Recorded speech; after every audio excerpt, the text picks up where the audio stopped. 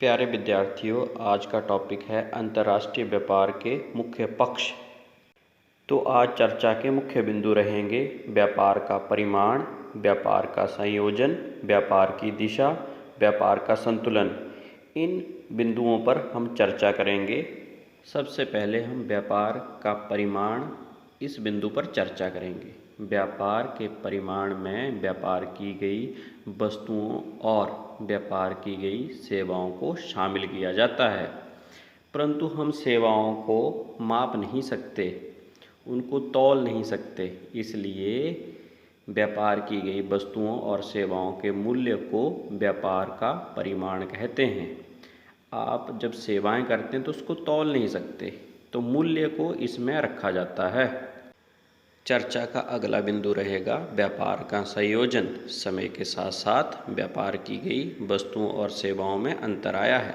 प्रारंभ में प्राथमिक उत्पादों की प्रधानता थी, बाद में विनिर्मित वस्तुओं का व्यापार बढ़ गया, जैसे चित्रों में आपको ज्ञान हो रहा है। अब सेवा क्षेत्र, जिसमें यात्रा, परिवहन, पर्यटन, जनसंचार आदि में बढ़ोतरी की प्रवृत्ति देखने को मिल रही है, यानी इन चीज़ों में बढ़ोतरी हो रही है। तो पहले क्या था? प्राथमिक क्रियाकलाप, फिर द्वितीयक, और अब सेवा क्षेत्र इसमें शामिल हो गया है। इसका मतलब सेवा क्षेत्र में ज़्यादा। अगले बिंदु की चर्चा करते हैं व्यापार की दिशा। सबसे पहले व्यापार में विकासशील देश मूल्यपरक वस्तुओं को यूरोप में बेचा करते थे, शिल्प, हीरे, मोती आदि। 19वीं सदी में क्या हुआ? व्यापार की दिशा बदली और यूरोप के जो देश थे उन्होंने अपने उपनिवेशों से कच्चा माल लेना शुरू कर दिया और वहाँ पर वो कपड़े बेचना शुरू कर दिया। उदाहरण के लिए कपास लेते थे, कपड़े बेचते थे और बहुत ज़्यादा पैसा कमाते थे। जैसे मैप में भी दिखा है कि उपनिवेश कहाँ थे, यूरोप के देशों के। आगे चलते हैं। आगे थोड़ा सा परिवर्तन आया। क्या परिवर्तन आया? परिवर्तन में क्या हुआ कि इसके पश्चात यूरोप और यूएस से अमेरिका, जापान सबसे बड़े व्यापारिक साझेदार बनकर उभरे। इनका दबदबा बना और 20वीं सदी में यूरोप के सारे उपनिवेश समाप्त हो गए, यानी देश आज़ाद हो गए और विकासशील देशों ने विकसित देशों से प्रतिस्पर्धा करना शुरू कर दी। उदाहरण के लिए भारत और चीन।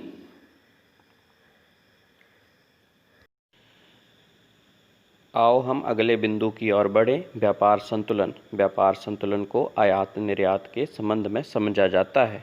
अगर किसी देश में आयात ज़्यादा है, यानी दूसरे देशों से वस्तुएं ज़्यादा मंगाई जा रही हैं, तो उसको मुद्राएं देनी होंगी। ये ऋणात्मक व्यापार संतुलन कहा जाएगा, यानी घाटा हो रहा है कहीं ना कहीं। आओ दूसरे पॉइंट की ओर बढ़ें। इसमें निर्यात के बारे में जानते हैं।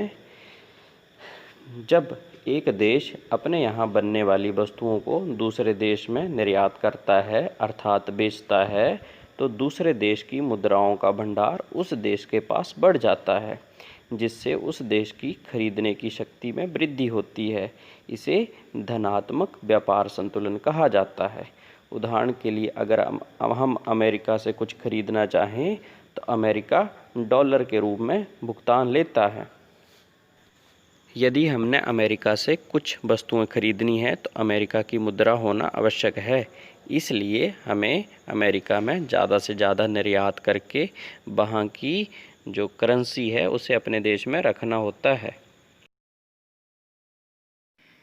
प्रिय विद्यार्थियों, आओ इन प्रश्नों को याद करें, कुछ पॉइंट बनाएं।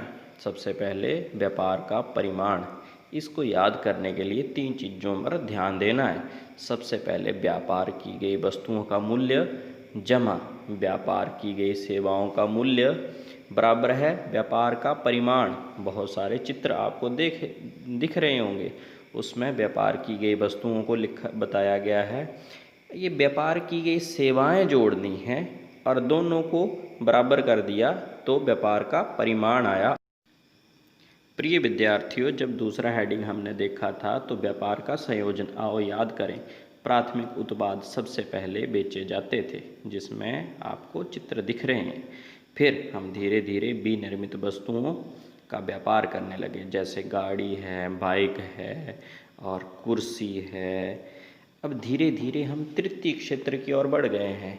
सेवा क्षेत्र, परिवहन और संचार और होटल व्यवसाय और कटिंग का काम, डॉक्टर का काम, ये सारे के सारे सेवा क्षेत्र से जुड़े हैं। तो हम तीसरे क्षेत्र की ओर बढ़ गए हैं। ये कहलाता है व्यापार का संयोजन। जब हम अगले पॉइंट की ओर बढ़ते हैं तो इतिहास में सबसे पहले सोने चांदी का व्यापार हुआ करता था। 19वीं सदी में विनिर्मित वस्तुओं का व्यापार होने लगा, गाड़ियाँ वगैरह। उसके बाद यूरोप ने 20वीं शताब्दी में कपास का पैदावार शुरू करवाई उपनिवेशों में और अपने देशों में कपड़े बनाना शुरू कर दिए। अब इसके बाद देखने में आता है अमेरिका, जापान बहुत बड़े साझेदार बनकर उभरे। उसके बाद देखने में आता है चीन और भारत ने, विकासशील देशों ने प्रतिस्पर्धा बढ़ाई। अब हम अगले पॉइंट की ओर बढ़ते हैं, व्यापार संतुलन। सीधी बात याद करनी है, आयात निर्यात। आयात ज़्यादा होगा यानी सामान ज़्यादा आएगा देश में तो देश की मुद्रा बाहर जाएगी। निर्यात अगर ज़्यादा होगा तो विदेश की मुद्रा अंदर आएगी। आयात ज़्यादा होगा तो ऋणात्मक होगा, निर्यात ज़्यादा होगा तो धनात्मक होगा। कैसे? पैसे बाहर जाना तो हमारे लिए ऋणात्मक है, पैसे अंदर आना हमारे लिए धनात्मक है। धन्यवाद। आपके लिए कुछ प्रश्न। अंतर्राष्ट्रीय व्यापार क्या है? इसके प्रमुख पक्ष कौन कौन से हैं? दूसरा प्रश्न, व्यापार संतुलन से आप क्या समझते हैं? तीसरा प्रश्न, अंतर्राष्ट्रीय व्यापार की दिशा में किस तरह के और कब कब क्या परिवर्तन आए, विवेचना कीजिए। सभी प्रश्नों को ध्यान से देखें, समझें। धन्यवाद।